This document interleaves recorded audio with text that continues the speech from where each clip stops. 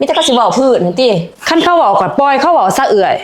เขาบ่ได้หาข้าวให้เฮากินดอกแม่นไทบ้านบ่ได้หาข้าวให้เฮากินดอกมีแต่เฮานี่แหละหาข้าวสู้กันกิน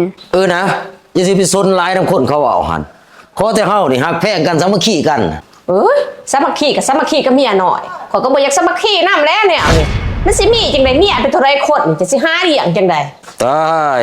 ก็พวกบรรดาเมียได้หลายคนนี่แล้วหาเลี้ยงข่อยบ่ว่าเมีย 2-3 คนสิหาเลี้ยงผัวผู้เดียวนี่บ่กุ้มตั้งแต่พ่อแม่ข่อย2เฒ่าหั่นเรามีลูกเป็น10แล้วยังหาเลี้ยงกุ้มอันนี้นี่ผัวผู้เดียวนี่อันพวกเจ้าหาเลี้ยงข่อยบ่กุ้มนี่ก็บ่จักสิว่านำเด้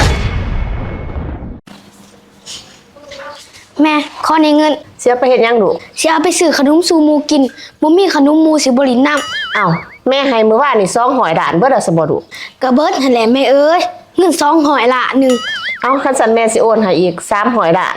อยากเอาไปใส่ซังก็ใส่อยากไปเฮ็ดหยังก็เฮ็ดเด้อลูกเด้อจะนอนแม่โอนให้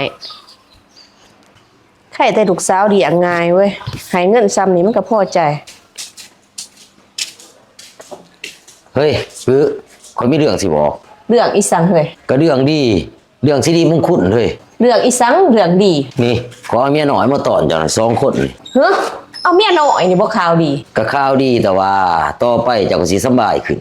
โอ้ไอ้เป็งจะคือเป็นคนแนวนี่เขาบ่ได้คิดได้ว่าจะสิซัวปานค่อยซัวหยังเดี๋ยวนี้ค่อยเฮ็ดเพื่อเจ้านี่ค่อยซัวบ่โอ้เอาเมียน้อยเขาเฮือนนี่บ่เฮ็ดเพื่อข่อยก็แม่นแต่ว่ามันมีข้อดีหลายอย่างเลยการที่ข่อยเอาเมียน้อยนี่มันมีดีอีสังแหน่เว้ามาเบิ่ง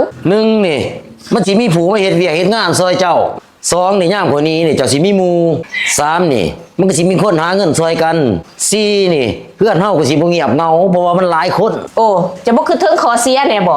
มันบ่มีดอกข้อเสียเอื่อยคนเฮาหั่นต้องมีน้ำใจแน่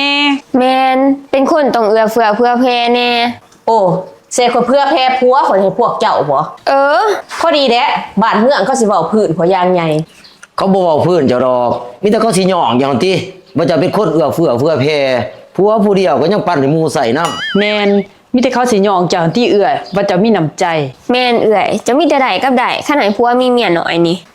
เว้าแล้วว่าเขาสิย่องมีแต่เขาสิเว้าพื้นข่อยติเขาสิเว้าพื้นอีหยังผัวมีเมียน้อยมันก็ดีแต่ว่าเศร้าๆเขาบ่เห็นแต่บ้านแต่เมืองเขาย่องดอกผัวมีเมียน้อย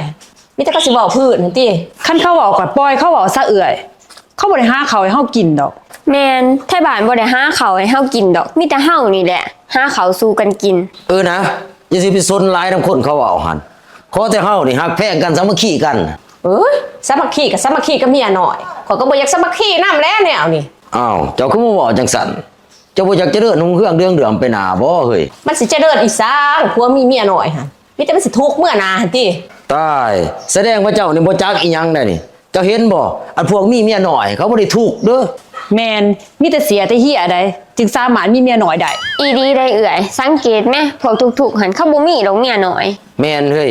คันข่อยมีเมียน้อยนี่โอกาสข่อยสิหังสิมีก็มีหลายให้เจ้าเชื่อโลดหนาอันพวกมีเมียน้อยนี่บ่เคยทุกข์ดอกไอ้เป็งจะสิเที่ยงมาจนได้บ่อันเมียน้อยนี่มันจำเป็นเฮ้ยเพื่อความก้าวหน้าของครอบครัวโอ้ยจะสุดแท้ได้นะมันสิมีจังได๋เมียเป็นเท่าไรคนจะสิหาเลี้ยงจังได๋ตาย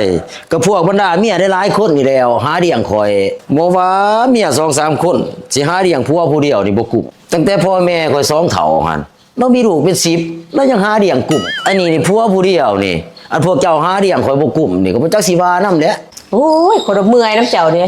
น่าข่อยถามแต่ได้2คนจังจะคิดจังได๋จังมักผัวข่อยเล่ารอเล่าหนาคนหาบัดเจ้านี่น่ะข่อยมักแอวเราไว้มักตัวนั้นฮะแม่นตกลงเนาะตกลงให้เขาเอาเมียน้อยเนาะบ่ได้หาเงินซอยกันก็ได้แต่ข่อยก็สิมีแนวขอจะคือกันแต่สิขอยังเฮ้ยบอกมาโลดขอตกลงไอ้จอยเอามานี่จะได้ปื้ออ้าวมันเกี่ยวยังกับบักจอยปื้อข่อยก็สิขอเราเอาเป็นผัวหน่อยคือกันบ่ได้มาสร้างความบันเทิงเรื่องใจนำกันเฮานี่ห่วยบ่ได้ไดแนวน่ะเป็นหยังสิบ่ได้เฮาว่าอยากได้คนหลายๆมาหาเงินซอยกันโอ้ยกันสันเศร้าๆเขาบ่เอาหรอกเมียน้อยนี่อ้าวจะบ่เอาข่อยบ่ไอ้เป็งบ่